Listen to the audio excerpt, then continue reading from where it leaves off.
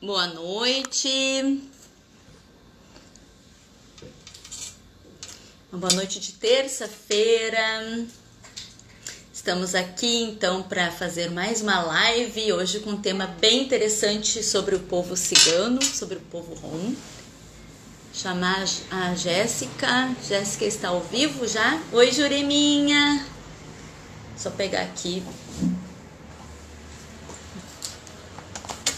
Acender um incenso aqui para vocês. Aí. Jéssica. Mandar um convite para você, Jéssica, para entrar ao vivo.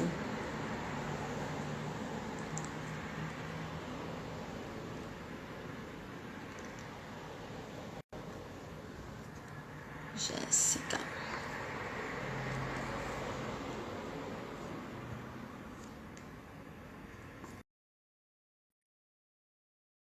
Boa noite, Gina. Estão me ouvindo bem? Oiê! Oi, Boa noite, seja muito bem-vinda, Jéssica. eu que agradeço o convite. Oi, Gina, Jurema, que saudade de vocês. Nossa, imensurável. Com certeza, né, Jéssica? Nossa turminha, depois dessa pandemia aí, a coisa foi meio difícil. Vou acender um É, incenso aqui, pra gente energizar aqui, um incensinho de mel. Está trabalhando hoje, então vamos falar do povo cigano, dessa etnia maravilhosa que nós usamos muito para nossa cultura, para nossa dança. Então nós estamos aqui justamente para falar dessa grande energia, né, que traz o povo cigano, que nos alegra tanto, que traz tanta cultura, conhecimento, e ao mesmo tempo é um povo que passa uns perrengues danados, né, Jéssica? Que a gente sabe, né, que não é fácil. passa, Mara, passa. seja bem-vinda, Pedro, Rebelo, a Gina, saudades também. Então, Oi, pessoal, gente. sejam todos, Mônica. Magda, Oi, deixa eu fazer um merchan. O claro! Pedro tem um dos melhores cursos de música e história que eu já vi na vida. Façam, tá? Só isso Eu que eu tenho para dizer. ouvi, eu ouvi falar, eu sigo ele, inclusive, né? Logo em breve estarei também participando como aluna do Pedro. Estou muito, muito interessada em fazer. Ai, tu vai curtir. Vocês vão curtir, gente. É maravilhoso. Que coisa Oi, linda! Mara. Vamos deixar o pessoal se avisar aí que tá tudo certo, todo mundo chegando. Isso Dá um aí. oi, o pessoal estão escutando a gente, está tudo tranquilo. Se eu não preciso botar fone de ouvido, eu tenho fone de ouvido aqui. Se precisar, eu coloco, Eu tô te ouvindo né? bem. Tá, tudo bem, Jéssica? Eu também, tô te ouvindo bem. E eu e a Jéssica somos vizinhas, né, Jéssica? Moramos pertinho. Tu tá em casa ou tá no amor?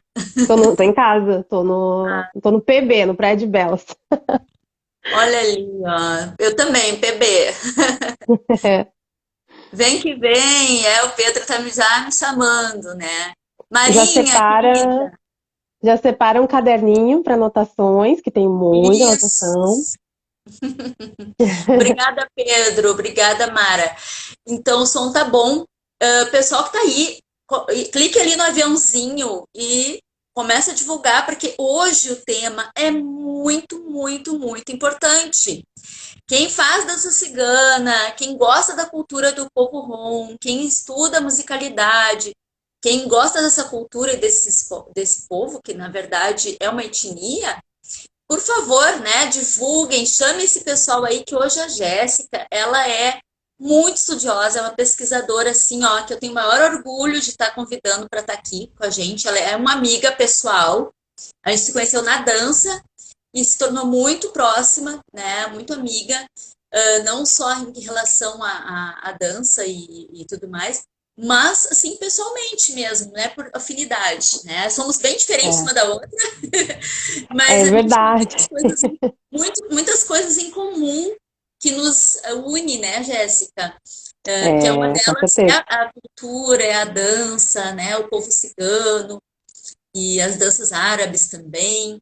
Então, a gente tem esse interesse em buscar não só a dança como um mero prazer e diversão, mas também como algo de estudo e pesquisa, porque quando nós tratamos de um assunto de um povo que não é nós, né, que, não faz, que nós não fazemos parte, nós somos os gadios, né, nós somos não ciganos, então nós não somos dessa etnia, então existe uma apropriação cultural, né, de um outro povo, de uma outra cultura.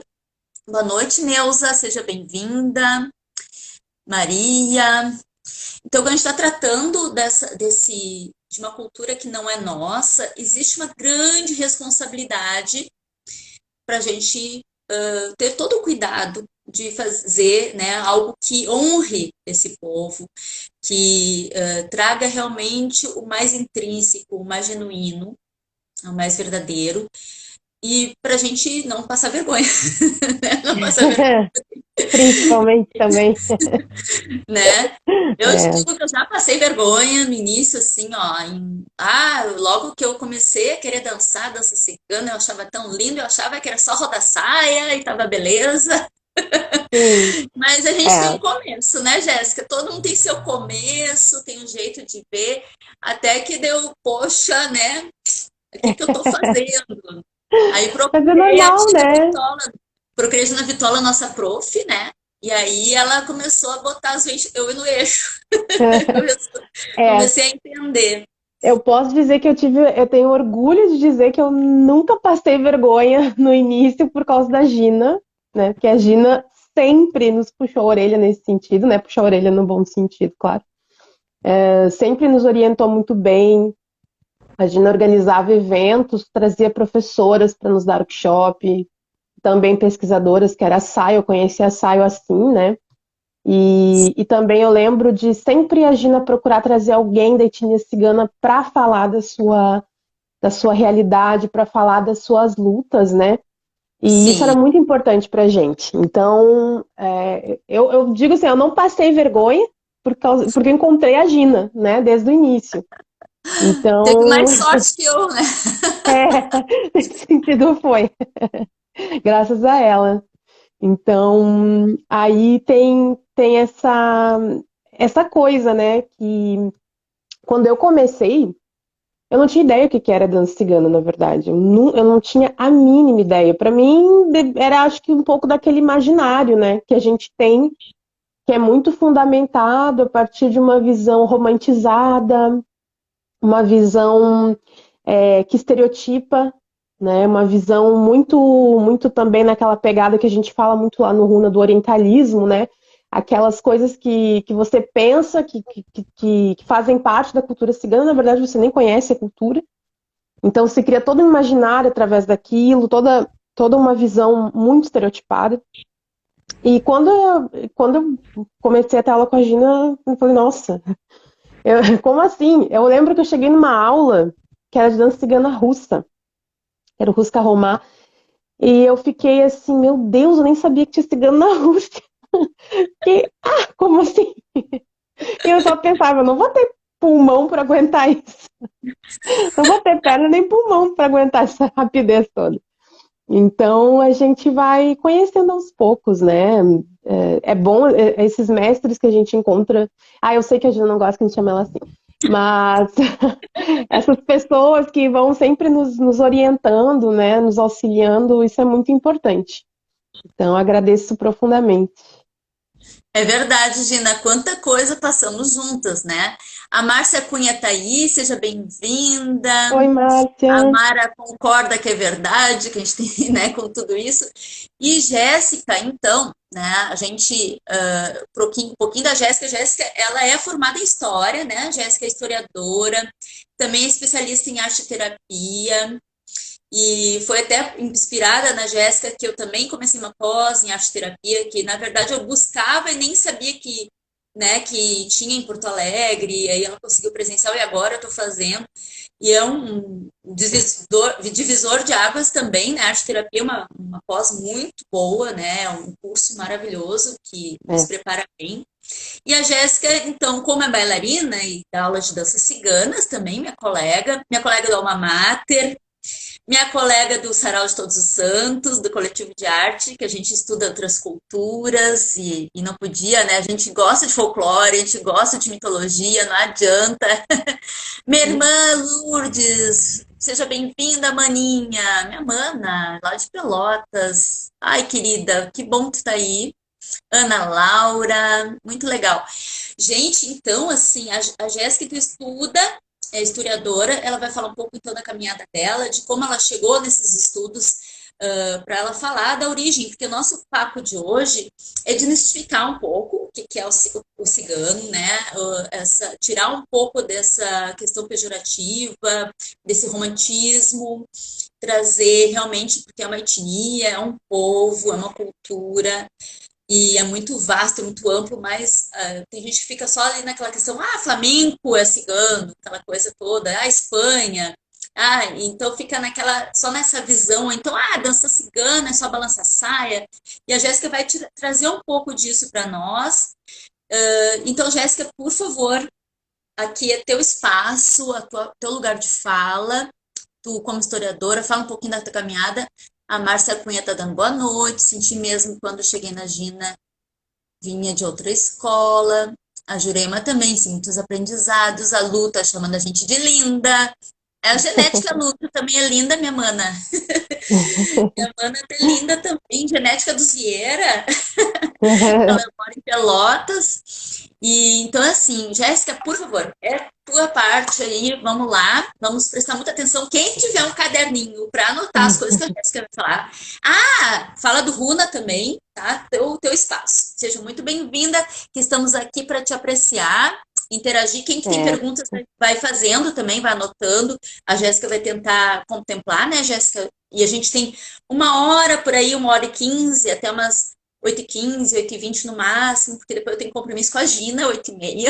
A Gina já postergou o compromisso para as 8h30 por causa da live, né, Gina? Então vamos Ah, obedecer o tempo aqui. Mas é por uma boa causa. Se eu me atrasar, Gina, tu sabe, né? então, gente, quando eu me formei, assim, primeira coisa que eu gostaria de dizer, assim, eu não sou cigana, né? Eu não sou de etnia cigana até onde eu sei.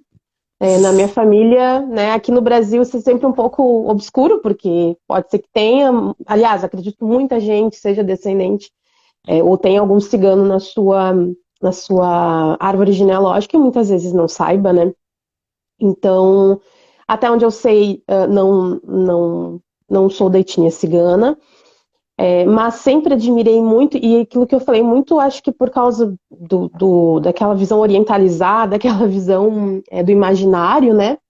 Fui a criança que assistiu Explode Coração, então, né? Aquela coisa assim, adoro cigano, enfim.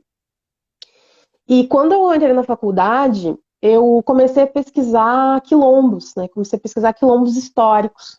E isso antes de entrar para dança. Então, eu sempre gostei, assim, de pesquisar etnia, o papel cultural da etnia, e principalmente etnias que foram e ainda são marginalizadas na nossa história, no nosso dia a dia, no sistema que a gente vive. Então, sempre tive esse apreço, né?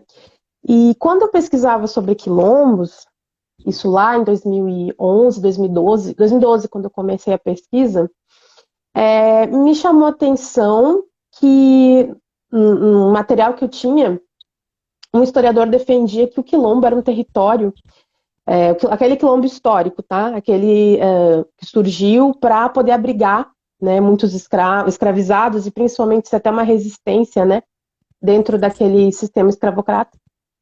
E ali ele dizia, era o Aldemir Fiabani, o nome do autor, e ele comentava que o quilombo, por si só, ele era um lugar de multiculturalidade. Ele era um lugar que tinha outras etnias também. Então, o quilombo, ele não era apenas um local de abrigo, um local de resistência àquele sistema escravista, mas também poderia encontrar é, outras etnias aquela coisa, né? Pô, tem um bandeirante chegando, tem um capitão no mato chegando, qualquer braço é um braço aliado, né? E aí me fez pensar, não, mas se tinha indígena, se tinha negro, se tinha mestiço, se tinha gente branca marginalizada, né, não pertencente a uma elite, não pertencente a uma burguesia, por que que não poderia ter cigano, né? Então, isso era uma coisa que até hoje a gente não tem nenhuma afirmação nesse sentido, mas foi uma coisa que primeiro veio na minha cabeça, né, sabendo dessa abertura.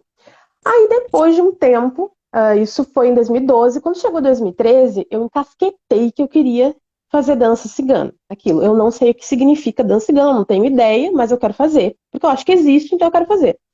Aí eu fiquei um ano procurando, não achava, já estava desistindo. E a Bruninha, me levou, a minha professora de dança do ventre, da aula de dança cigana. Foi perfeito, me leva lá. E foi aí que eu cheguei lá na Gina, no centro, lá na companhia de arte ainda. E quando eu vi a Gina dançando, eu falei, uau, que coisa incrível. E aí eu lembro que eu fiquei assistindo aquela aula e a Gina falou, a gente tá tendo hoje uma aula de dança cigana russa. E eu fiquei, meu Deus, tem cigano na Rússia?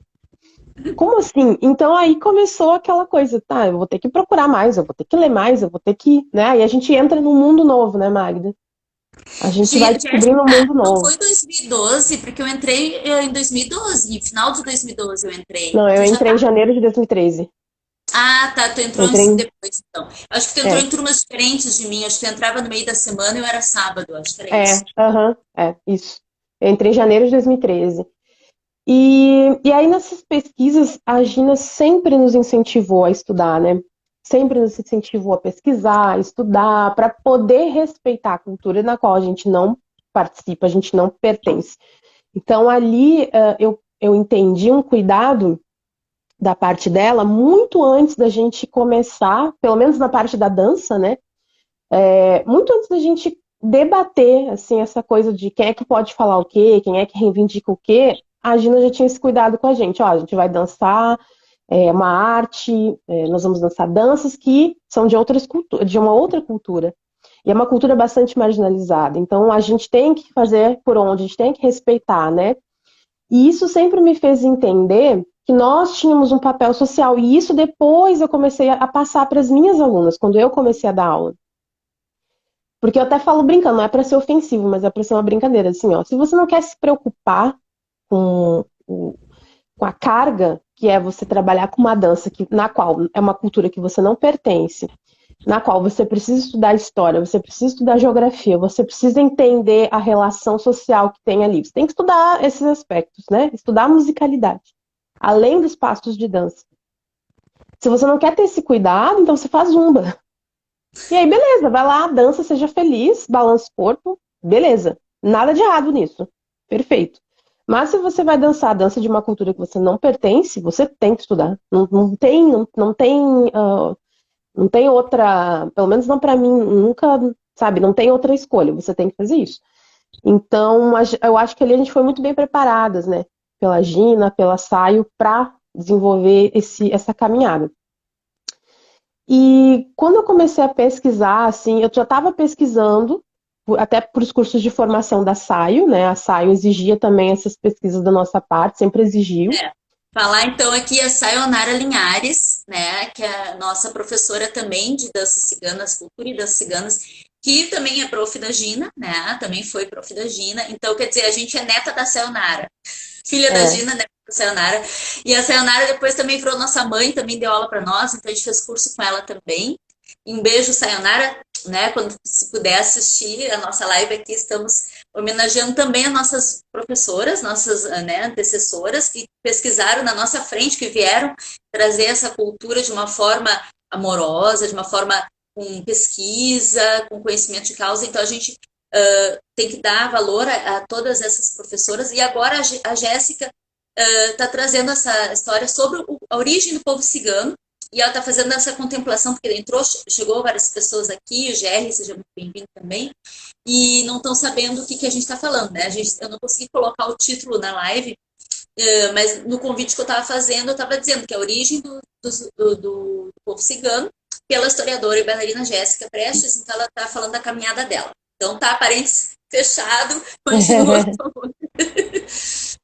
Sim, então, aí, ano passado, com toda a função da pandemia, né, eu já tinha algumas pesquisas, umas pesquisas um pouco menores, um pouco mais pontuais, e aí veio a Nayara com a ideia do Runa, né? Eu sou historiadora, mestre em História e em Antropologia da Dança, pesquiso dança do ventre, tu pesquisa dança cigana, tem mais duas historiadoras que pesquisam dança tribal, dança do ventre, vamos unir forças e vamos trabalhar com pesquisa, que é o que a gente chama hoje, que é um movimento, na verdade, né, dentro da história, que é a história pública.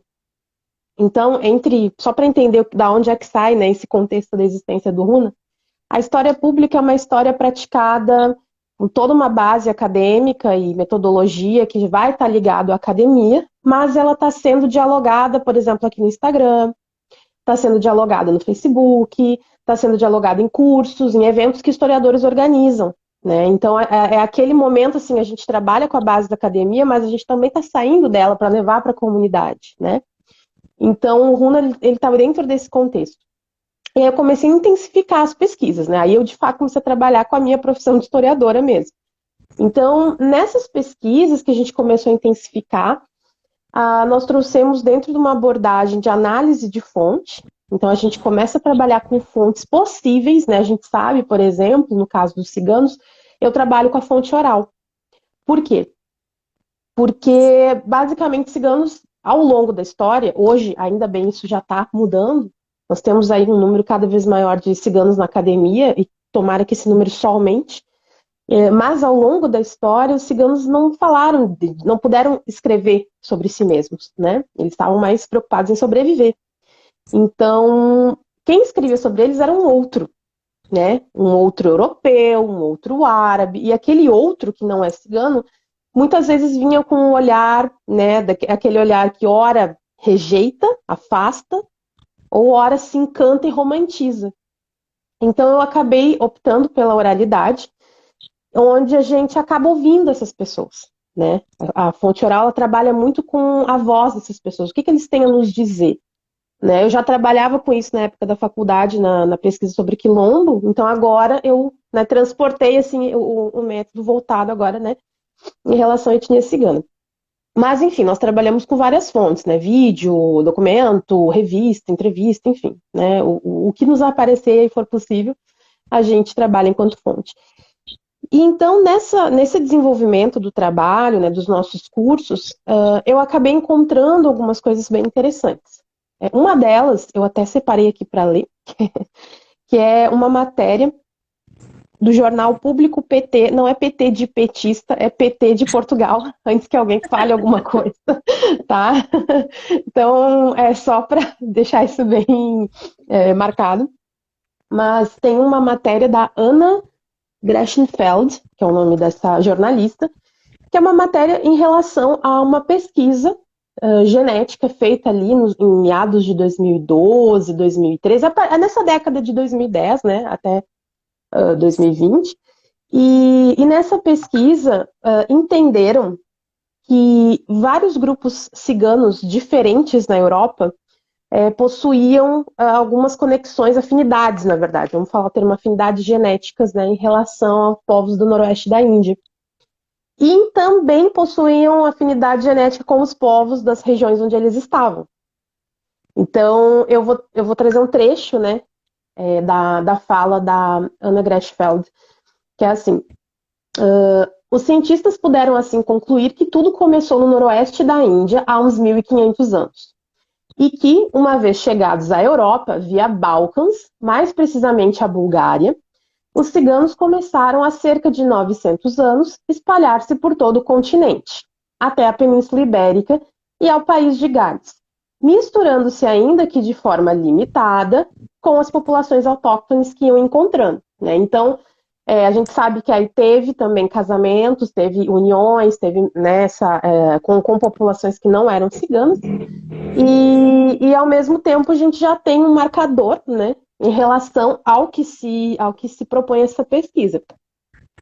Eu tendo a concordar bastante com ela, né? A gente sabe que quando se trata de alguns assuntos assim da área das humanidades, a gente se baseia em muitas coisas, em muitos elementos, para poder corresponder, né, a um argumento sim, mais próximo do científico.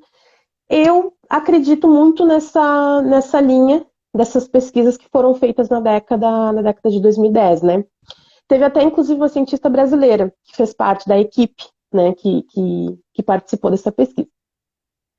E é uma pesquisa que ela já conversa com a pesquisa linguística, né? Que a pesquisa linguística indica essa saída da Índia, mas também a gente reforça que os ciganos, eu sempre gosto de falar isso porque muitas vezes a pessoa pode entender, e não tem nada de errado nisso, que o cigano saiu da Índia, foi caminhando, aí chegou na Pérsia e foi caminhando mais um pouco, aí se dividiu, foi para o Egito, aí depois voltou, aí depois foi para Constantinopla. Não foi bem assim, não foi uma caminhadinha, né? Não foi, vamos dar uma banda.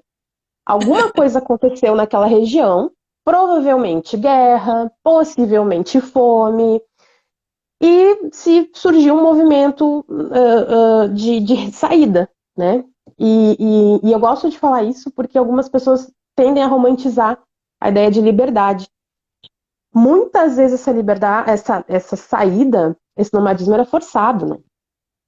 Não era Sim. assim, eu acordei hoje querendo dar uma banda pelo mundo. Não, é porque ou você está vivendo uma situação ali que tem um exército invasor chegando, ou você foi contratado para fazer determinada coisa em outro território, ou o território que você está passando fome, né? Então tem N fatores que a gente não tem como dizer. Talvez uma pesquisa arqueológica nos indique, não temos como saber, né? Pelo menos até hoje. O que nós temos é pesquisas linguísticas e essas pesquisas que envolvem, né, a genética para nos dar um direcionamento.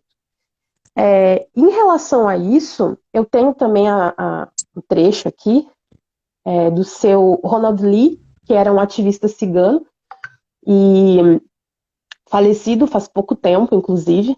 Ele é romanichel e, se eu não me engano, ele era canadense, né? E ele pesquisava muito em relação a essa imigração, essa história da etnia que ele pertencia.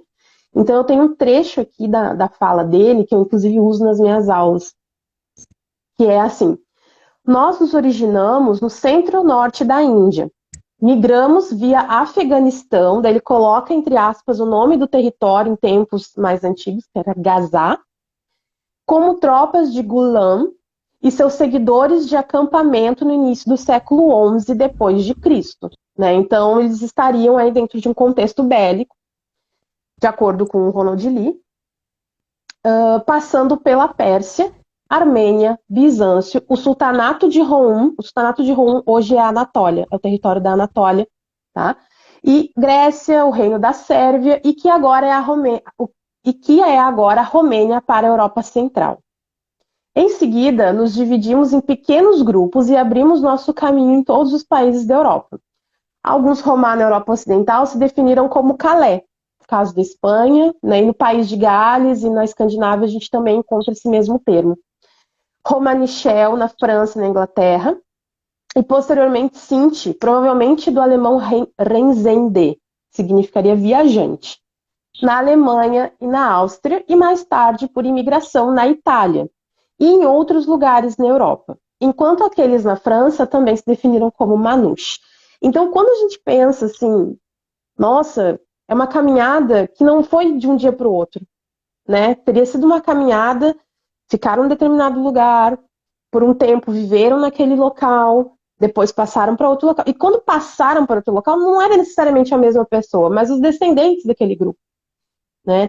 Então você pode ter aquela ideia assim, uma geração saiu do noroeste da Índia, rumou para a Pérsia ou Afeganistão, ficaram ali não sei quanto tempo, 2, 3 gerações depois houve uma nova onda migratória, né? Pode ter acontecido isso. Então, eu acredito mais nessa linha, que é a linha que o Ronald Lee e essa pesquisa genética mais ou menos apontam, né? Então, a gente tem por aí mais ou menos essa linha. Quando a gente estuda, quando a gente aprende a dança cigana, a gente percebe isso é muito natural para a gente entender essa caminhada. porque a gente entende que o cigano ele entra em contato e é um contato intenso com a cultura local. É também uma forma de estratégia de sobrevivência, eu chegar num lugar, eu ver o que, que esse lugar precisa e eu contemplar a necessidade desse local. Então, se eu estou num local que tem um contexto cultural efervescente, que tem feiras, que tem eventos, e eu sei tocar um instrumento, eu vou aprender o que, que se toca aqui e vou desenvolver isso. Os ciganos são mestres nisso, né? Eles desenvolvem essa leitura musical, essas práticas de dança, então também acabariam contemplando, né? Tem uma outra pesquisadora que, para mim, é meu achado mais recente, meu e da Nayara. O nome dela é Christine Richardson. Eu tenho mania de chamar ela de Catherine Richardson. Eu não sei de onde é que eu tirei isso. É Christine Richardson. A gente entrou em contato com ela porque ela tem uma pesquisa assim revolucionária dentro do contexto de dança cigana e ela lê árabe. Então ela consegue acessar documentos, ela acessa fontes do mundo medieval árabe que nos traz informações riquíssimas que a Tem gente isso não tudo, né? teria. Tem tudo Tem isso isso também, a tudo. dificuldade da língua, né? Da gente poder traduzir, porque não tem em português documentação, né? É muito raro. E aí tem que saber bem o inglês, saber de repente sânscrito, saber Tem que ter árabe, acesso à né? língua, né? Você tem que ter acesso à língua. Quando a gente procura, por exemplo, lá no Runa, eu e a Nayara, a gente faz um trabalho muito grande nisso, as meninas também. A gente procura informação sobre ciganos no contexto do Oriente Médio, é muito difícil, porque a gente não tem domínio do árabe, né? A gente não tem esse conhecimento. E no inglês, o que chega para nós em inglês é o contexto deles na Europa, né? A pesquisa aqui no Brasil tá começando, ela tá tendo uma movimentação interessante na academia. Tem uma live lá no Runa, que é com a Débora Soares, que é aqui de Porto Alegre também. Ela tem um livro bem recente sobre os ciganos, e inclusive eu tenho ele aqui. A Débora, a gente fez uma live onde ela traz quase que um mapeamento de várias pesquisas em relação à etnia cigana dentro da academia aqui no Brasil. E aí eu fui lembrando de outras, fui botando nos comentários, então tá lá, assim, ali vocês encontram nomes de pesquisadores, a temática, né, pra gente poder ir atrás e ter material, né, ter referência. Mas quando a gente trata de ciganos em outras regiões é muito mais complexo, porque, por exemplo, quando eu fui procurar sobre ciganos no Iraque, a gente vai ter que entender que o contexto deles no Iraque é um contexto onde Saddam Hussein mais ajudou do que deu algum problema para eles. E aí você vai Pois falar isso então, para o né? mundo ocidental. Pois então, né? As controvérsias, né, que a gente começa a ter contato e a gente, peraí, gente, para tudo, como assim? Saddam Hussein foi um ditador, né? Aí Estados Unidos Exatamente. bombardeou e tudo mais, e salvou o povo do Saddam, toda aquela coisa, libertou É, o povo. E aí, que ponto isso foi realmente, né? Assim a história foi contada pelos americanos, norte-americanos, mas e aí, como é que é a história de lá, né? é, É interessante essa pausa para a gente refletir, né, sobre esse aspecto, que muitas vezes a gente só vê exato, o que a mídia coloca, a gente não vê as entrelinhas, o que está por trás, e o que exatamente. O que realmente que aquela acontece ali. narrativa quer nos dizer, né? O que que aquela narrativa está nos dizendo? Porque, claro, a gente vive no Brasil, que é um país latino que está sob a influência cultural direta e econômica e política dos Estados Unidos. Então, o que vier de informações para nós aqui do mundo árabe vai vir com um alto pejor, entendeu? Vai ter elementos muito pejorativos na narrativa. E a gente tem que estar ligado nisso. Não estou dizendo que lá é uma maravilha, porque aqui também não é. Mas tem coisas também que podem ser ditas de nós aqui no Brasil, sei lá, na Eslovênia, cara, não tem como acessar a informação daqui, né? Não tem como falar com a gente, não tem como encontrar, acessar até o Google, inclusive, ele barra um pouco isso. Então, dependendo do lugar onde tu não acessa a totalidade de materiais, né, em relação a determinada pesquisa. Então, isso é sempre um entrave na hora da gente pesquisar. Por isso que quando a gente encontrou a Cristina, a gente enlouqueceu. E a gente Se foi agarraram atrás. nela. A gente enlouqueceu e a gente entrou em contato com ela. Porque a Cristina, ela tem um livro que tá para ser lançado, que se chama Gypsies in the Gypsies. Deixa eu ver se eu encontro aqui o nome certinho para dar para vocês. Acho que não. Eu Anotem fui atrás tudo, da. pessoal. Anotem e ver as dúvidas que vocês têm também, coloquem no chat aqui, nos comentários, para a gente poder ajudar, né, nessa linha aí. Se eu não me engano, o nome é Gypsies in Medieval Islamic World, que seria ciganos no mundo medieval islâmico, tá? E aí, quando eu vi esse livro, eu tentei encontrar de todas as formas possíveis e impossíveis e não encontrava. Então a gente entrou em contato com ela, disse que ainda não lançou o livro, por isso que a gente não estava conseguindo encontrar, enfim. E eu encontrei 2 artigos dela, onde ela traz inclusive fontes de documentação. E eu vou trazer uma dessas fontes traduzidas para vocês, que é uma das fontes que eu uso na minha aula, inclusive. Quando a gente trabalha quando a gente faz o aulão de Caulia, a gente traz uma dessas fontes. Por quê? O que a Cristina fala para nós?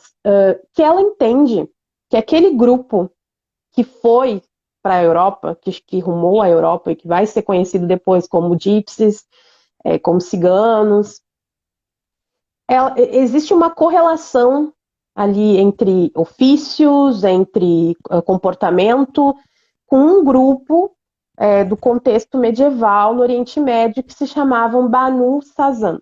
Esse era o nome deles, Banu Sazan. Óbvio que eu estou falando aqui, se for o mesmo grupo, porque é aquilo, a gente não tem ainda como comprovar historicamente. De acordo com a linha dela de pesquisa, com a documentação que ela traz e com algumas comparações que nós fazemos, dá-se a entender que existe aí uma ancestralidade com esse grupo. Mas a gente não tem como dizer 100%, é isso. Ainda assim, o argumento dela é muito bom, para mim é bastante convincente. Então, o que ela diz é o seguinte: esse grupo Banu Sazan se chamava, tinha o nome Al-Ghurabá, era assim que eles se chamavam. Nós somos os Al-Ghurabá, esse era o nome deles. Eles Mas vieram da onde? aqueles eram grupos diferentes no Oriente Médio, no contexto do Oriente Médio, e a gente encontra alguns links também com o norte da África, ali com o Egito.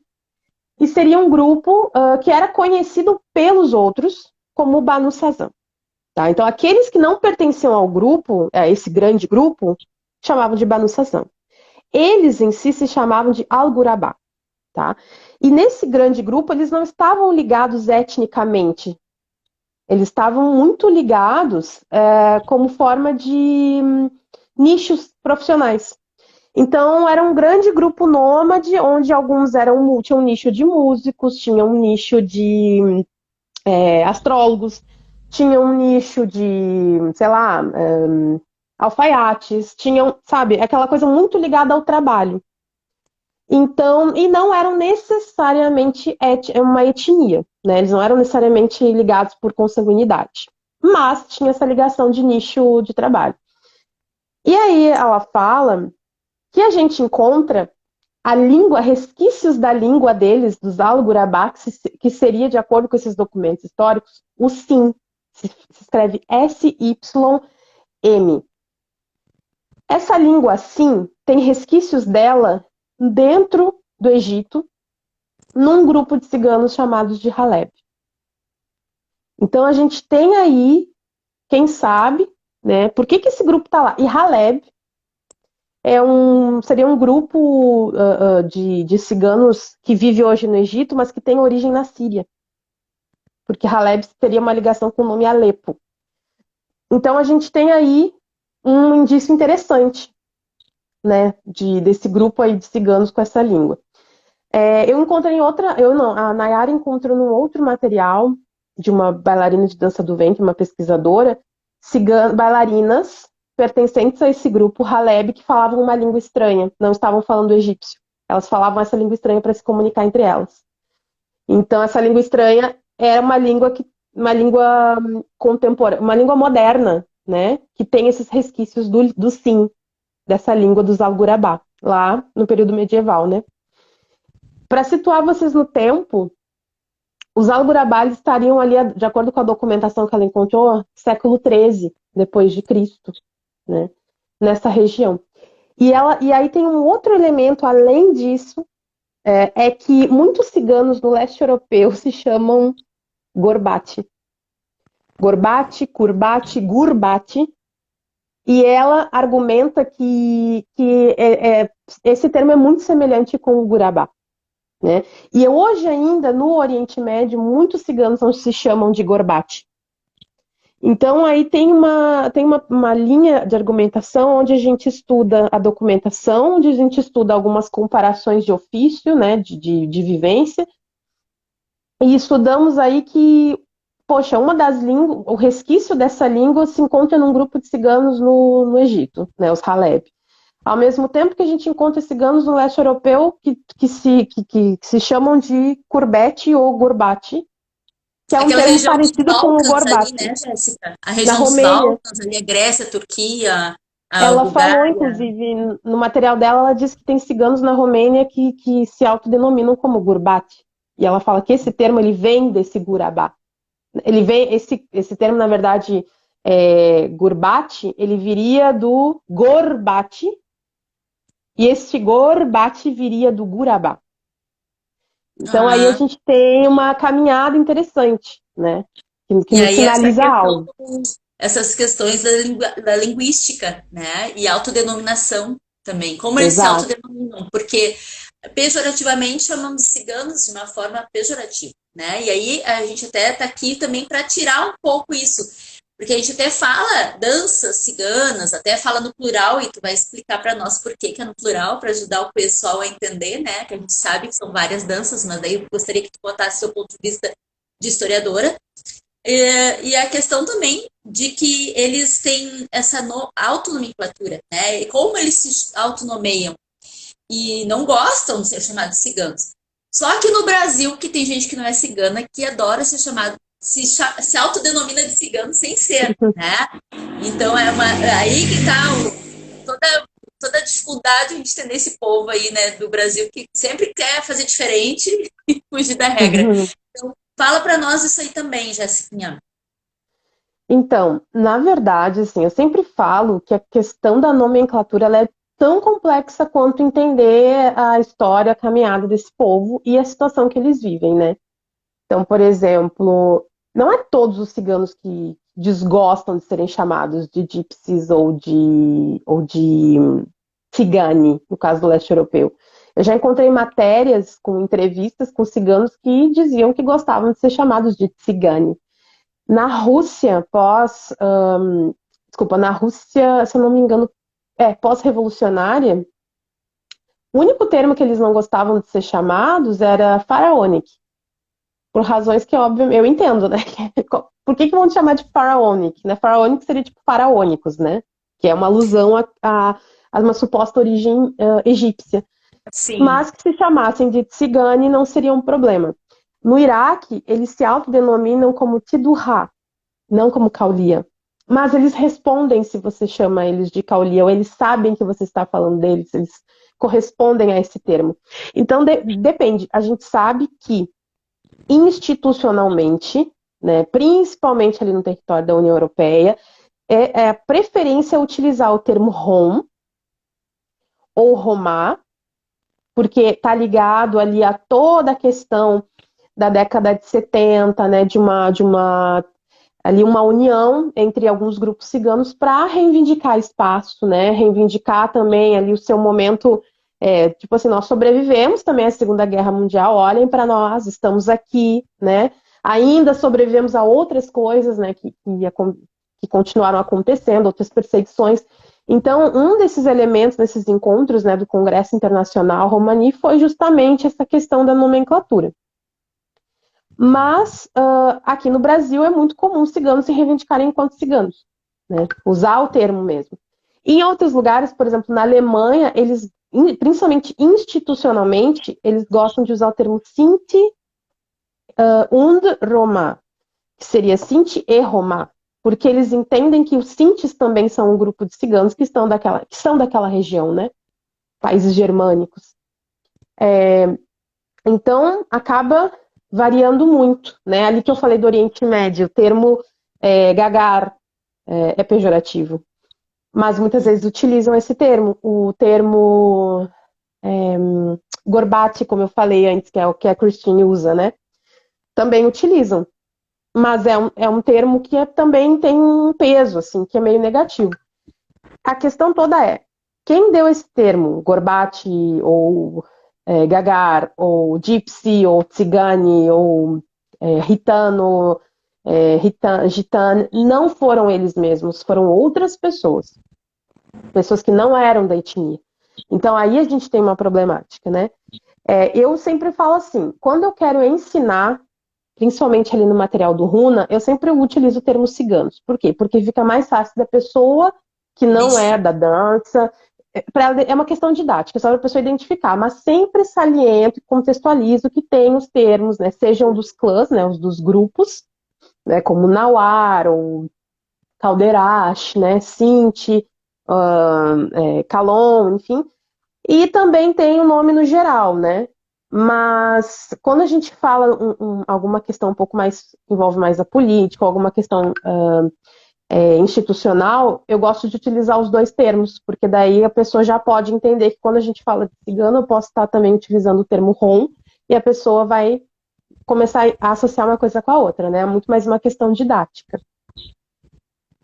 Sim, muito, isso é importante a gente esclarecer bem, porque esse romantismo, ai, que cigano é tudo de bom, que lindo que é, porque a dança é maravilhosa, e aí esquece desse lado, né, do todo o preconceito que tem em volta e esses nomes que eles dão, porque eles não valorizam pelo modo de vida que eles têm.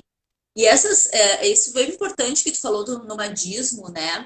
Que a Sheila comentou ali que foi um nomadismo, o nomadismo à força devido às guerras, perseguições, né? A miséria, a fome, que eles eram um grupo étnico diferente da região que eles estavam, e aí foram expulsos muitas vezes, não conseguiam trabalho, não conseguiam, né, se introduzir na sociedade, como aqui acontece também muito, né? A gente sabe que aqui ainda no Brasil também, na Europa, ainda existe essa questão toda de que eles estão habitando ali, não podem ficar ali, tem que sair, não podem ficar, então eles não têm onde parar. E aí existe muita miséria em volta disso também, né? Não, ai, que lindas roupas, maravilhosas danças, não sei o quê, mas o que está por trás, né? Olha a vida sacrificante que é viver Hum, num acampamento, não ter paradeiro, não ter o chão, né? E como se fosse muito bom, né? Não que eles não fazem disso de algo bom, né? Com certeza eles devem ter muita resiliência para se tornarem fortalecidos com essas dificuldades e valorizar isso, né, na vida deles para que eles se sintam bem, né? Mas não quer dizer que isso seja maravilhoso e que eles não queiram uma vida melhor, né? Então, isso é claro. tudo de acordo. Eles gostariam, com certeza, de ter um lugar que eles fossem aceitos, né? Que eles fossem deixados, né? Deixa eu no meu canto aqui fazendo a minha vida do jeito que eu quero.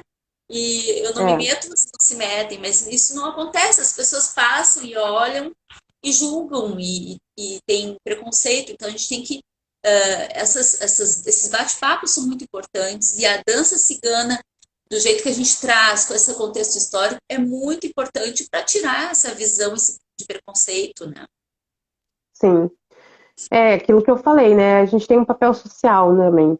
Nós temos que não só respeitar a cultura na parte da técnica, né, na dança, na música, mas a gente também tem um papel de, quando a gente se apresenta, quando alguém fala, ai, mas cigano não é uma coisa ruim, mas cigano isso, a gente tem a obrigação também de dizer, não, não é, cigano é um povo como qualquer outro, né?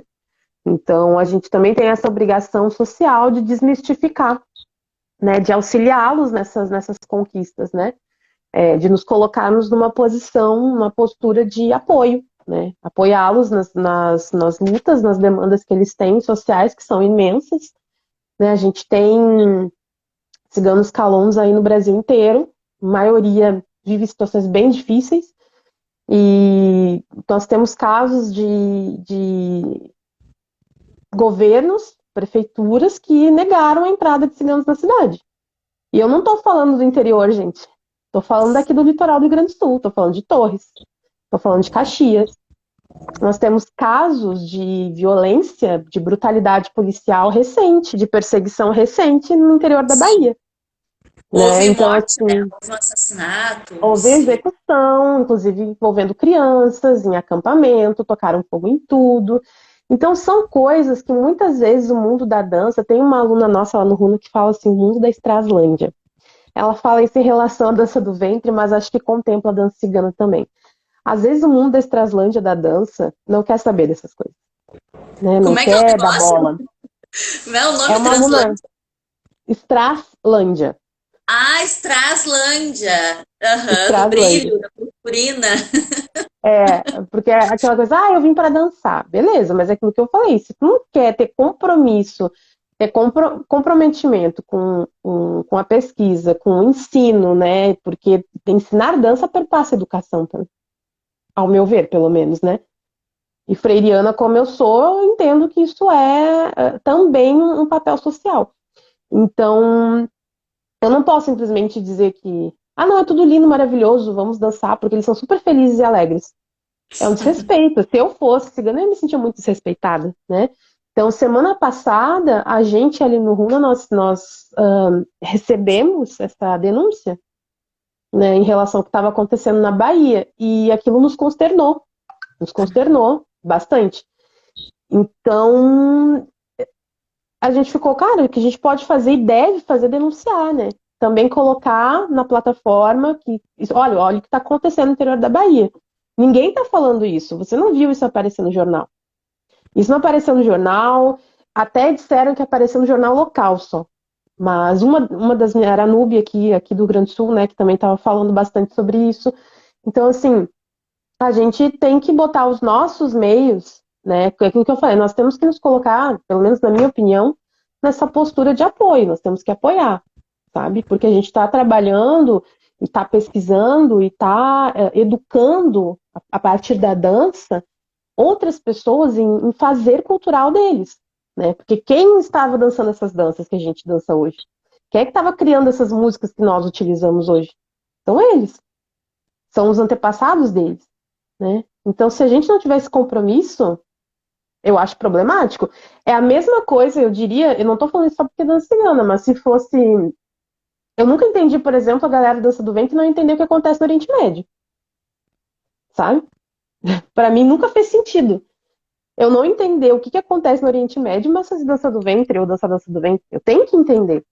Porque a prática de dança e o mercado que ela desenvolve está ligado com o que acontece lá. E está ligado com a visão que as pessoas têm aqui, né? Pois é. Então, Recentemente aconteceu uma coisa muito trágica no Egito, de uma moça, uma bailarina vietnamita, né, de dança do ventre, que foi convidada para dançar internacionalmente e ela foi conhecer uma pessoa, um homem que se dizia empresário, né? E aí ele levou ela para o tal lugar do show e aí lá executou ela, né? Agrediu e matou. Então, quer dizer, é, como o feminicídio, né, está ligado à dança, também à mulher, né, essa questão da exploração sexual também, né? Então, de uma forma que a gente acha, ai, que lindo, vou dançar internacionalmente, mas calma aí, né? Vamos ver direitinho, acho que é um alerta até para que as pessoas não se deixem iludir por qualquer um, né? não ir com Prometer, tanta sede ao pote, né? vai com Você se calma, né? informa antes, Se se informem, informa né? antes. Isso é uma. Pergunta com quem já está lá dançando. A gente É, tem bailarinas conhecidas que estão no Egito dançando. Se informa com sim, elas, sim. se informa com Então, elas. é bem grave, né? Isso. E a gente vai fazer, assim, vai falar de dança do ventre, vai falar de dança cigana e não vai ver as notícias, não vai se informar do que está acontecendo, não vai saber É, o que o povo está gritando e clamando, né, em relação ao que eles precisam, às suas necessidades. Agora, na pandemia, então, né, a Núbia fez um trabalho junto com o Instituto Cigano, né, a Núbia Ribas, né, sobre uhum, doações para os acampamentos, cestas básicas, sorteio de vestimentas de figurinos para poder arrecadar fundos, né? verdade. E porque é um povo invisível, né? Ele só fica visível quando as pessoas se atrapalham, se incomodam, né? Porque eles agridem pelo seu modo Ou de vida, as pessoas quando, se sentem agredidas, aí elas são visíveis, aí ficam ou visíveis, porque quando, tá ali na frente da minha casa, naquela praça, eu não quero ver eles, é, não quero, ou, né? ou quando é aquela coisa assim, eu vou ver um filme e aparece uma cigana super sensual. A É Esmeralda. A assim, né? Esmeralda do Corcunda de Notre Dame. Ah, eu Pois quero é, ser bem a Esmeralda sensual, dançar as ciganas da dança sensual do Corcunda de Notre Dame. Aquela cigana pois é. que arrasa os corações e que e o padre, né, o cara lá, o monsenhor lá, fica todo arrepiado que não, né, não consegue ver aquela mulher linda, exuberante, dançando. É, é, então, eu acho que a gente tem que, nós temos que nos colocar nessa postura, sabe? É, a vida deles aqui não é fácil. Pode ser, por ser o Brasil e eles estarem nessa posição mais invisibilizados, né? Porque as pessoas não sabem que tem ciganos aqui, não sabem que nós tivemos um presidente descendente de ciganos, as pessoas não sabem que nós temos um lugar no Rio de Janeiro, que a gente chama na história lugar de memória, que é um território onde os ciganos historicamente assentaram.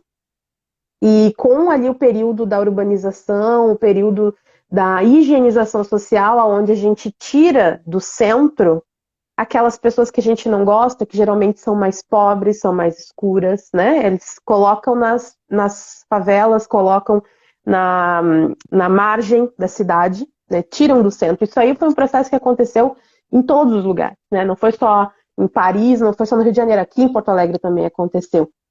Né? A gente tem as regiões de periferia, e você vai ver que é o povo que mais trabalha, é o povo que é mestiço, é o povo que é negro, e isso aconteceu em vários lugares do mundo, né? Claro. E no Rio de Janeiro aconteceu isso. Então, era uma rua chamada Rua dos Ciganos. Né? Rua, era um lugar conhecido como local dos ciganos. E com a higienização social que teve naquela região ali, colocaram como Rua da Constituição. E aí o seu Milvacite, que lutou muito tempo politicamente para que colocassem naquela placa ali Rua da Constituição e embaixo Antiga Rua dos Ciganos. Isso é um lugar de memória. No mínimo, Porque, né, colocar aqui a antiga Rua dos Ciganos. No mínimo, né? exato, Se exato, não seria o porque ideal até deixar o nome original, seria o ideal, né? porque por que a gente fala lugar de memória? Porque teve um pesquisador chamado Pierre Nora que ele elaborou esse conceito, falando de maneira bem superficial, porque ele é um conceito bastante complexo, mas assim, elementos culturais, festividades, monumentos que acabam concentrando uma memória local, né? Então, aquela região tem memória cigana, porque eles viveram ali durante muito tempo. Não é uma placa que pode apagar isso, né? Então foi o que ele fez. O seu University lutou muito para conseguir se colocar isso na placa e não se apagasse aquela história. Porque imagina, passa algumas gerações, a gente não tem registro disso, quem é que ia saber? Aqui na Redenção, os ciganos acampavam na Redenção. Só que a gente não tem registro, a gente tem falas das pessoas que lembram do acampamento lá. Nós não temos uma documentação falando. E quando essas É, pessoas que falam falecerem, se elas não falarem para mais alguém, ou se isso não for registrado devidamente, eu tenho um sim, livro aqui que fala da cultura negra afro aqui em Porto Alegre, e nesse livro fala-se isso. Que a Redenção tinha ali um acampamento cigano sazonal ali, pro lado das Oswaldo Aranha. E então ou se a gente registra, é a melhor maneira que a gente tem de manter essa memória, né? Manter esse acesso das pessoas a essas informações. Para depois não vir justamente. alguém com determinados interesses, né? E dizer, isso nunca aconteceu aqui, isso nunca existiu, não era assim, É muito né? Porque fácil apagar a acontece. história daí, né? É muito fácil, principalmente quando são grupos marginalizados e economicamente é, fora do centro, né, do sistema. Então é muito fácil de destruir com essas memórias, né? Ainda mais que não tem, só tem oralidade para comprovar alguma coisa e vai virando mito, né? Uma hora vai virando uma fantasia, aquilo ali não existiu, foi mentira, né? Então, nesse sentido, é uma lenda. Dependendo do uso político que podem dar para isso, pode realmente acontecer, né? Sim, porque não tem um registro que possa comprovar, não tem documentação, né? Isso falta muito. E aí fica difícil de achar, fazer a pesquisa fica mais difícil. Mas É. aí tu tinha também uma questão que tu tinha me dito sobre os primeiros moradores do Brasil ter vindo para cá, o grupo de ciganos, né? Alguns registros que a gente teria alguma vestígios, né? De que isso poderia ter acontecido. Nós temos uma documentação da época ali do período da colonização, dos 1500, e nessa documentação ela é analisada pelo Rodrigo Correia Teixeira, um historiador de Minas. E é um livro maravilhoso, recomendo para todo mundo, Uma Breve História dos Ciganos no Brasil. E Repete o nome, ele, Jéssica. Rodrigo? Rodrigo Correia Teixeira, Uma Breve História dos Ciganos no Brasil. Ele traz trechos dessas documentações, né, transcritas, e uma delas fala de uma família, né, se não me engano, o sobrenome era Torres, que teria vindo de Portugal, né, teriam vindo à força, né, porque não foram convidados. Sabe aquela coisa da escola?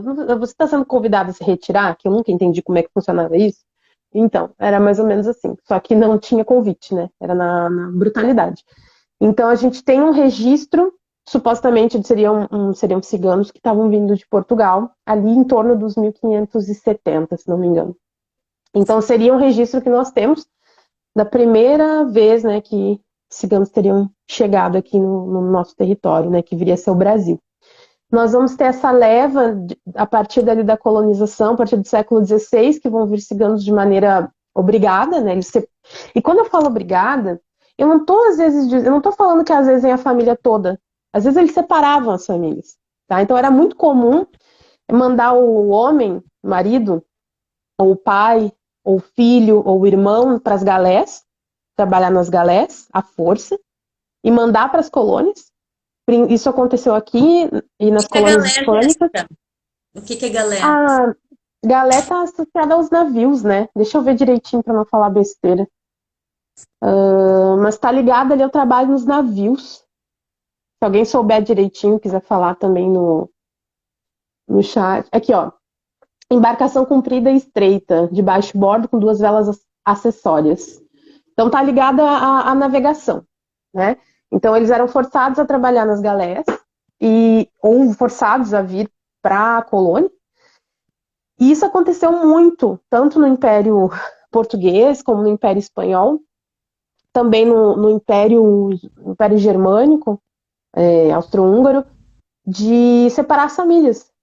Então, tu mandava o marido, o filho mais velho, o irmão, o pai, o avô, enquanto que a figura feminina era mandada para outro lugar e o filho era levado para um abrigo ou era entregue a famílias de camponeses. Porque assim ele não vai continuar. Ele não Não vai vai perpetuar a perpetuar. cultura, né? Exatamente, isso era uma estratégia de assimilação do povo cigano em vários lugares. Isso aconteceu muito na Hungria também. Aconteceu muito na Espanha, aconteceu muito em Portugal, aconteceu muito na Hungria. Na Hungria, a mãe da Maria Antonieta baixou várias normas, o irmão dela também, para proibir que os ciganos vestissem as suas roupas, as roupas típicas, né? Que eles utilizavam, que tocassem música, tocassem instrumentos, proibir, ou depois que eles viram que não ia adiantar, porque o pessoal continuava tocando, eles obrigavam a trabalhar e só depois do trabalho que eles poderiam tocar. Né? E Então a na gente Hungria vai ver isso acontecer. teve aquele processo todo, né? Naquela época que tiraram os instrumentos e eles começaram a fazer percussão corporal e começaram a bater em tambor de leite, em colher, né? Todo esse Ele vai processo. usar, ele não vai impedir, né, o pessoal de tocar. O pessoal vai tocar e ponto final, né? E ainda bem, porque assim a gente tem acesso, né, a essas músicas.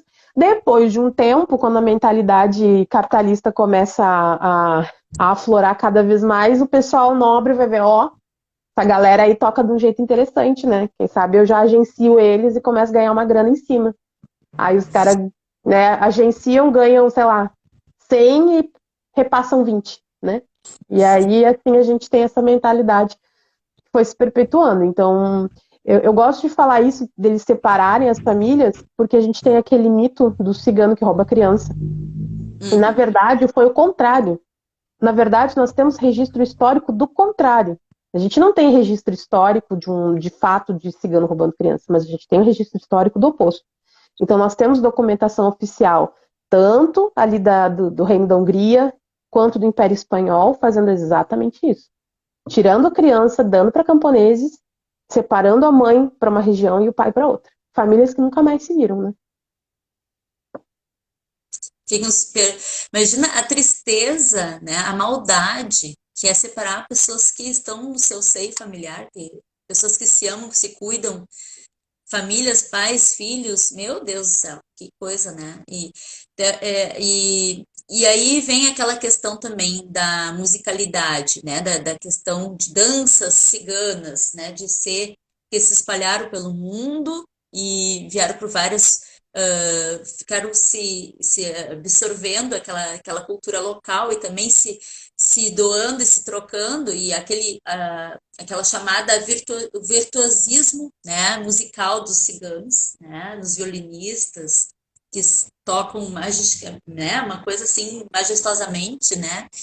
E Milva City era um dos, né, bem conhecidos aqui no Brasil, que infelizmente já faleceu, mas que tocava lindamente. Tem uma E dissertação de mestrado da Brigitte Cairus, aqui de Santa Catarina. Ela fez um trabalho com história oral com o Milva City. Maravilhoso. Tem entrevistas dele. Ele conta que ele tem uma tia em algum território que era. Eu não lembro o nome. Ele tinha uma tia que ela era parte de algum grupo político comunista e ela faleceu num combate. Ela morreu num combate e ergueram uma estátua para ela em algum desses países do leste europeu, não lembro qual. Então ele fala, minha tia tem lá, né? Isso tá na dissertação dela, é muito interessante. Então a gente tem, ele faleceu, mas a gente tem, graças ao trabalho dela, um acesso a entrevista bem interessante, né, com o seu Milva City. Bem legal. tem os comentários aqui da Sheila. Obrigada, Sheila, por contribuir, né, bastante. Então, se propor a vivenciar culturas ciganas e orientais e não ficar em conexão com o contexto político, histórico e social dos povos dessas culturas é contribuir para a manutenção do preconceito e desinformação, né? O apagamento Total. histórico é uma das estratégias muito usadas por grupos políticos autoritários conservadores. Exatamente. Quando a gente tem um representante, né, das relações internacionais que diz que o Brasil ele é um país que vai dar certo, pois ele foi colonizado por portugueses, ele não está querendo fazer um ódio a Portugal. Ele não está querendo dizer, olha como eu amo Portugal e portugueses. Ele está querendo dizer, nós negamos nossa herança africana, nós negamos nossa herança indígena, nós negamos nossa herança que não seja branca europeia, principalmente europeia. Então, a gente tem que sempre ter cuidado com essas falas, né? A gente tem que ter cuidado com o que essa fala está nos trazendo. E principalmente quando a gente trabalha com cultura e com história de grupos que são socialmente, politicamente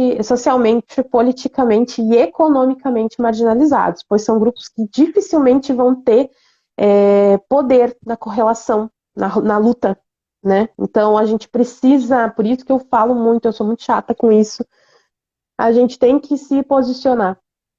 Não estou dizendo que todo mundo tem que sair abrindo a janela e organizando, não.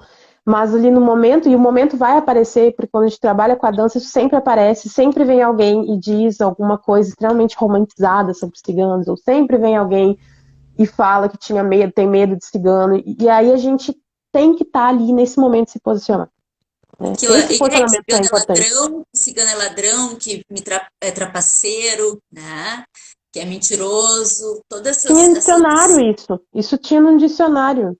Imagina você ter isso em relação à etnia. Isso é É o horrível. significado da palavra cigano, para ver como é pejorativo chamar de cigano, né? É. Esse significado aí que não condiz, né?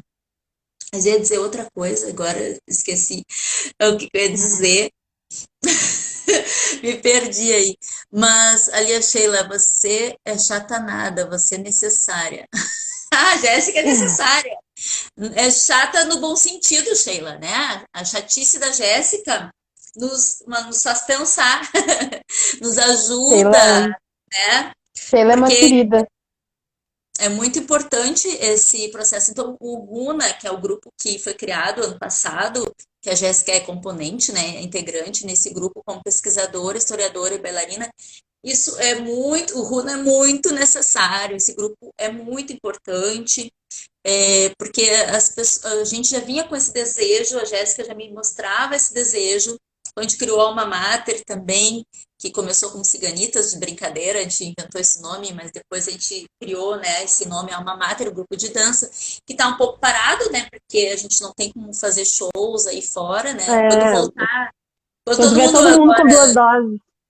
com duas Quando- doses, a gente vai começar a retomar isso aí. é, Mas assim, já vinha essas questões, né? Poxa, precisa alertar as pessoas que não é assim, não é dança cigana, não é só rodar saia. E tem que conhecer, né? Tem que conhecer a fundo quem é esse povo, quem são essas pessoas, né? Da onde vem essa cultura, da onde vem essa música, por que que eles tocam assim? Aí vem a Sayonara Linhares também nos agregar isso, e a gente sugando bastante a Sayonara ali, sugando, e aproveitando o Ah, tô máximo que sempre pode, enchendo o saco dela. Tô sempre enchendo o enche o saco dela. saco dela. E ela fica bem feliz, né, quando a gente enche o saco dela. Ela adora. Mas e que ela gosta, né, porque ela se sente desafiada também, e vai lá, nossa capricorniana, né, ela vai lá e vai em frente. Mas a Jéssica tá de aniversário amanhã, eu acho, né, Jéssica? Tô. Uhum. É amanhã, a Jéssiquinha vai fazer aniversário, amanhã. Vou fazer. Tá passada?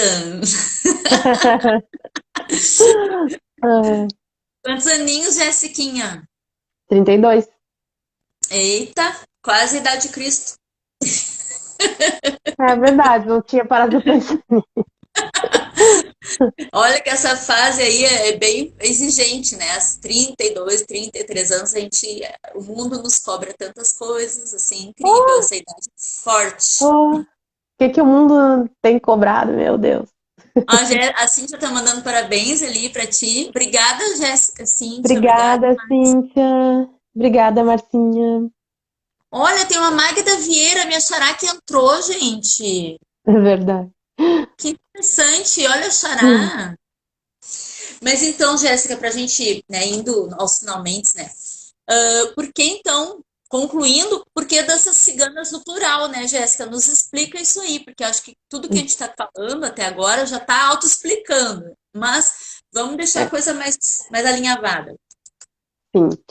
Então, é, a gente não tem, pelo menos eu não encontrei ainda em registro, uma definição, tipo, completa sobre o que é danças ciganas, né?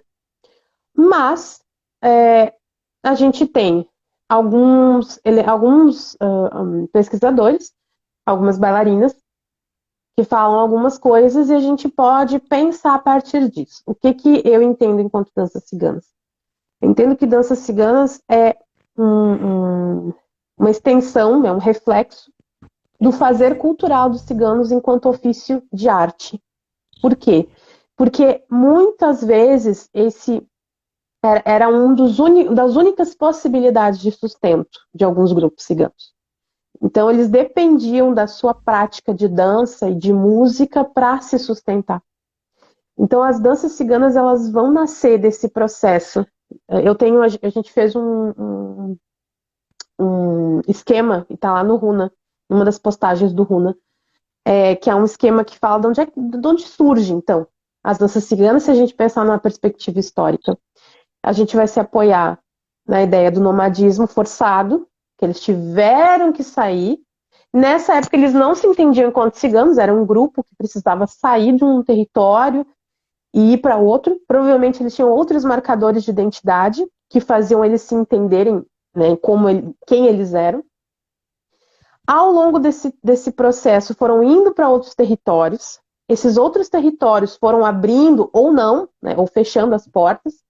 E a partir disso, eles têm a troca cultural, né? Então, ou se eu venho num território onde tem uma rotina cultural interessante, uma rotina cultural efervescente, e eu tenho um grupo aqui que sabe tocar e dançar, é uma possibilidade que nós vamos ter de sustento. Depois dessa troca, vai vir aquele elemento que o cigano sempre fez muito bem, que é trazer aquilo que ele traz muito na espontaneidade, muito da herança daquilo que ele aprendeu com o pai, com o avô, com a mãe, com a avó.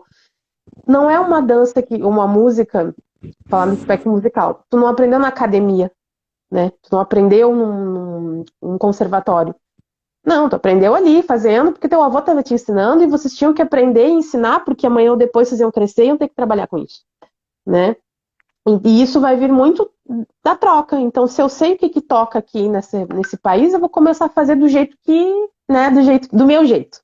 Que é um jeito, né, um jeito de um grupo étnico que perpassou ancestral, né, numa linha ancestral por vários territórios. E vai trazer isso também nas suas críticas, né? Então, eu entendo danças ciganas como diferentes danças, diferentes músicas, diferentes musicalidades, diferentes movimentações, diferentes figurinos, e tudo isso vai ser um reflexo desse processo aí do nomadismo forçado, dessa troca cultural com outras regiões, né, nas quais eles chegavam, e da necessidade de se sustentar. E da necessidade de se sustentar baseada, muitas vezes, numa das únicas possibilidades que eles tinham de sustento, que era o entretenimento. Então, eu entendo a formação, né, a criação do que a gente vai chamar hoje como danças ciganas, a partir disso, do ofício ligado à etnia cigana, né, em relação à arte, ao entretenimento. E todos os povos, todos os grupos étnicos, né?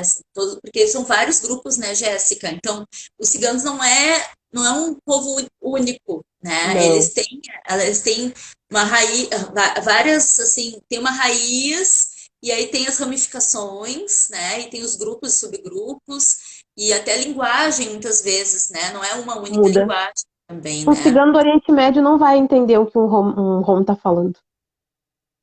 Um cara que fala domari, não vai entender o que o rom está falando em romani. Porque a língua é diferente. O romani ele vai ter elementos do indiano, do persa, do grego muito forte. O domar ele está numa região do Oriente Médio, vai estar muito carregado até com palavras, com sinônimos em árabe que eles vão utilizar, só eles. Então, e a gente ainda tem essa outra possibilidade que eu falei da língua assim, desses resquícios dessa língua, que eram vários grupos nômades juntos. Então, imagina misturando, né? A mistura que não ia dar. Então, muitas vezes eles não vão se entender, mas eles vão dividir experiências sociais parecidas de exclusão, de perseguição, histórico de marginalização. Eles vão dividir uma experiência de romantização, de objetificação do olhar do outro em cima deles. E, por vezes, pode ocorrer, sim, de ter essa herança ancestral genética, né, em relação ao território ali indiano, que hoje a gente chama de Índia. Ah, é o que nos dá a entender essas pesquisas, né, genéticas de 2010. Então, da década, né, de 2010. Então, é o que nos indicam. Porque por isso que a gente diz, dança cigana não é só rodar saia, né? Definitivamente não. E alguns grupos nem tem a dança em si, tem mais só a música, e é de uma forma que não tem a dança, né? De uma forma tão explícita, que não é todos que dançam, né? A vestimenta, com certeza, vai ser muito diferente conforme a região que esse povo está assentado, que está ali, né? A cultura que ele absorveu. Então, ele tem as suas características, claro, que faz aquela mistura, né? Aquela amálgama, né?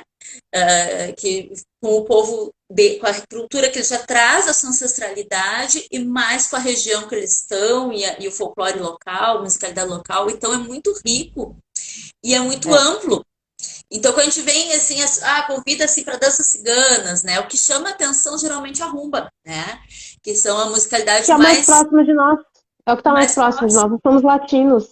Né? A rumba é afro-caribenha, então vai ser mais próximo da gente. mais Mas latina, a né? gente. Uhum. É, claro, mas a gente tem que entender. Para entender dança cigana, a gente tem que entender muito do Império Otomano, sabe? Tem que Olha, entender, diria, não só dança cigana, acho que dança do ventre também, porque se esquece que esses caras dominaram por em torno de 500, 600 anos aquela região toda do Oriente Médio, os ciganos estavam muito por ali, e a porque eles tinham Europa, uma vida relativamente boa, eles tinham no Império Otomano. Então, e aí se a gente pensar que o Império Otomano invadiu Romênia, invadiu várias vezes a Hungria,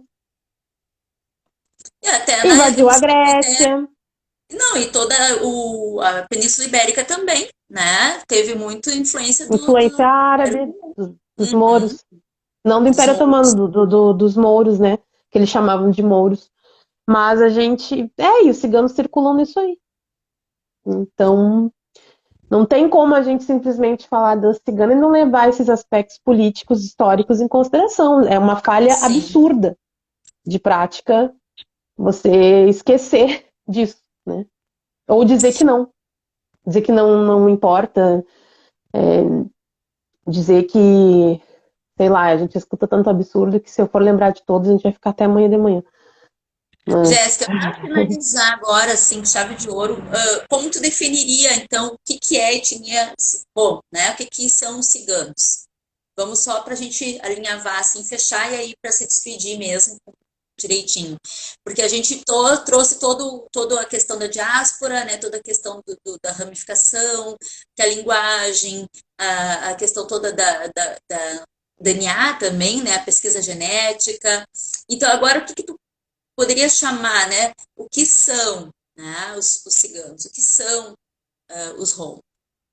o que eu entendo são diversos grupos étnicos que vão ter denominações diferentes. Por vezes, essa denominação foi dada a eles, imposta historicamente. Alguns assumiram essa denominação, outros não, outros reivindicam outra denominação, que é o caso dos Rom, né, quando a gente for pensar nos ciganos na Europa, muitos acabam se utilizando do termo Rom ou Romá. No Oriente Médio, Dom ou Domá. É, na Armênia, Bocha, é o termo que eles gostam de se chamar. E aqui no Brasil, muitos vão se chamar de ciganos mesmo. E entendo que são diversos grupos étnicos diferentes que perpassam por experiências muito parecidas de exclusão, de perseguição, de trazem uma veia artística que é muito interessante, é muito rica, mas ela não é rica porque um dia brilhou o talento, né, nesses grupos étnicos, é porque por necessidade, né, necessidade, treino, trabalho, acabou chamando a atenção dos grupos não ciganos, né? Então entendo que ciganos são isso, são povos, né, grupos étnicos que diferenciam-se entre si, mas que possuem uma origem comum e possuem também aspectos culturais comuns, aspectos culturais em comum, mas possuem como as experiências sociais, né, de marginalização, perseguição, mas também possuem especificidades, né? A gente não pode simplesmente dizer que são todos a mesma coisa. Exatamente. Ai, Jéssica, se a gente pudesse, a gente falaria 3, 4 horas aqui sem falar, sem parar. Mas assim, nossa, foi uma honra te receber, foi uma. Ah, estou muito Honra grata. minha. Essa aula maravilhosa da Jéssica, né? A Cíntia colocou ali, ótima iniciativa da Magda, obrigada, a Jurema batendo palma. A Cíntia falou, parabéns, Jéssica, por esses estudos de valorização da história cigana, aprendemos muito. Obrigada, Cíntia. A minha outra amiga, a Márcia, nossa amiga, muito boa live, meninas. Deixa eu ver, tem aqui pessoas dando parabéns de aniversário para ti. Obrigada, Então, gente. aqui tá gratidão Magda e Jéssica, a Jurema agradecendo a nós. A Cintia colocou que a da cigana é arte, história e mística. A Márcia Cunha que é bolo, eu também quero. E a Jéssica é minha vizinha, eu quero que ela venha aqui me trazer o bolo. Eu vou lá pegar, ou eu vou lá pegar. A Jurema Leonina maravilhosa, veio para brilhar. Exatamente, Jurema. A Jéssica, ó, não tem limites, ainda mais com a internet, né? Tá se difundindo esses conhecimentos. Isso é uma vantagem. A internet é muito vantajosa, porque se espalha, né, o conhecimento se a gente, claro, buscar a fonte correta, né? Sim. A Sheila ali desejando parabéns para Jéssica, e aí todo mundo aqui, a Cíntia também. E é isso, né, gente? E então, né, de mês de julho, a última live foi essa hoje com a Jéssica. Mas se preparem que já tem já tudo alinhavado, já tem 5 lives, 5 terças-feiras, 5 convidados, 5 temas muito importantes, muito bacanas também, que vocês já comecem a agendar as terças-feiras para fazer esse bate-papo aqui com a gente. A Ai, Sheila que legal. agradecendo. Galera, então difundam, né? Transmitem se vocês gostaram, curtam, né? Eu vou tentar salvar aqui, se Deus quiser, a gente salva essa riqueza e fica no GTV e aí a gente divulga, né? Para quem precisar, quem se interessar, perdi o início, vou ver então um pouquinho do início, ou vou Isso. espalhar, vou divulgar para outras pessoas também para terem acesso a esse conhecimento, porque, gente, quero trazer lives de conhecimento, de conteúdo importante para quem gosta de cultura, gosta de arte, né? Gosta de dança, quer um bem-estar, quer qualidade de vida, porque a dança faz muito bem para a nossa saúde, para o nosso mental, para a nossa cultura, para o nosso bem-estar social também, porque a gente começa a se tornar consciente e se torna um cidadão mais consciente, né? A gente consegue atuar no mundo de uma forma mais consciente. Acho que conhecimento é isso, traz a luz, né? Traz a luz para a gente poder difundir e trazer, iluminar o mundo. E olha aqui, ó, vamos colocar isso aqui, essa luz, holofote sobre esse povo, esse contexto. E vamos trazer para que as pessoas, então, dancem com conhecimento de causa, com conhecimento dessa cultura. E Isso. a Jurema botou essa pessoa, a Mara colocou essa guria sabe muito, a Neuza botou parabéns, feliz aniversário, parabéns, Magda, por trazer esse link para nós, Ai, bababá, obrigada, maravilhosa. gente. A Maria, Magda, adorei toda a exportação. Tem um monte de gente obrigada, elogiando gente. a Jéssica, que eu, assim, tenho orgulho dessa guria. Obrigada, gente. Eu queria agradecer também a oportunidade, né, o convite, o apoio da Magda, que sempre foi muito, muito de apoiar a gente, né, e apoiar essa minha caminhada de dança e pesquisa. E queria convidar vocês, né, agora que a gente está finalizando, lá no grupo que eu faço parte, né, do RUNA, de pesquisa histórica em relação, né, desculpa, A às dança. danças. A gente vai, agora, nós vamos participar no dia 21 de agosto do Encontro Mineiro Ritano, com uma workshop, né, falando de como que a dança cigana, a dança do ventre e a dança tribal, como é que o que elas têm em comum, né? Isso tudo numa perspectiva histórica, então vai ser bem interessante. E nós vamos também, agora, no dia 12 de agosto, eu vou dar um workshop teórico e de dança com a Lu Barcelos sobre Zambra, Ah, Zambra Ritana. já tô inscrita nessa de É, Zambra. isso.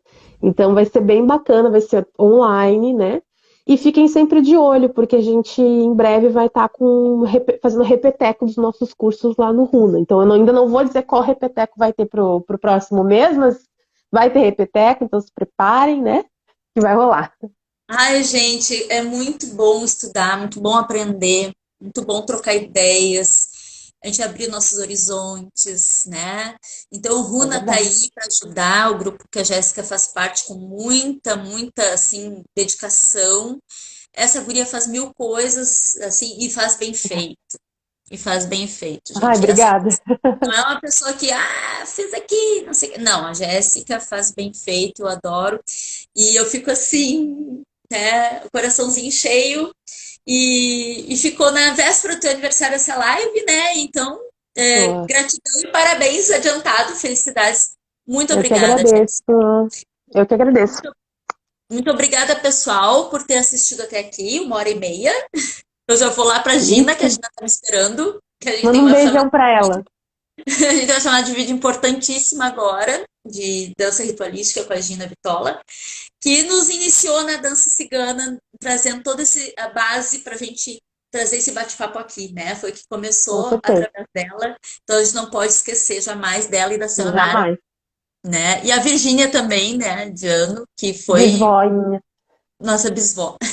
É. Beijo, gente. Eu vou só Beijo. pedir para Jéssica não se desligar, porque eu quero salvar a live. E eu quero, Ah, assim. tá. Então eu vou dar tchau, mas não saiam daí, porque eu quero salvar isso aqui. E eu tenho, assim, ó, fico tensa Tá, beleza. para Não vou nem finalizar. tocar. Gente, fiquem bem. Beijos, felicidades a todos. Estudem, acompanhem o Runa, né? Obrigada, Mara. Vou mandar beijo pra Gina. Depois vocês comentem lá na live que fica salva, distribuem, coloquem nos stories, coloquem. Vamos tirar uma foto, deixa eu fazer um print. Eu e Jéssica sorrindo. Deixa eu ver. Saiu. Deixa eu só